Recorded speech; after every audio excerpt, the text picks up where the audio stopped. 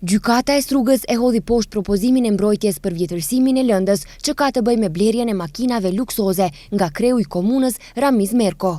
Vlerësimet fillestare janë se vjetërsimi absolut do të ndodhë në vitin 2028. Gjithashtu është shtyr gjykimi për pllakën përkujtimore që ishte vendosur në objektin e komunës së Strugës.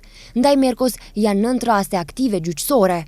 Ramiz Merko do të vazhdojë të gjykohet për blerjen e makinës luksoze Audi A6 me vlerë 67.000 euro dhe 3 vetura të tjera për nevojat e komunës në vlerë prej 114.000 euro, pasi gjykata e Strugës mori vendim me të cilin nuk do të pranohet propozimi mbrojtjes për vjetërsim të lëndës.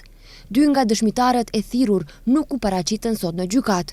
Dëshmi ka dhënë vetëm Nada Bojagjevska, punonjëse e entit shëndetësor të revizionit, e cila ka marrë pjesë në përgatitjen e revizionit të punës së komunës së Strugës në vitin 2018, kur është bler vetura. Ndërkohë në akt akuz thuhet se në kundërshtim me parimet e ligjshmërisë dhe integritetit, si dhe në kundërshtim me interesin publik, në kushtet kur komuna kishte borxhe të papaguara dhe llogari bankare të bllokuar, i akuzuari ka bler 4 automjete, me çka ka sjell përfitim material për bartësin e prokurimit publik. Ndryshe, dënimi me burg për këtë vepër është nga 1 deri në 5 vjet. Mbrojtja e Merkos beson se ai nuk është fajtor. Nga ana tjetër, është shtyr gjykimi për pllakën përkujtimore që ishte vendosur në objektin e komunës së Strugës, i cili ishte caktuar për sot.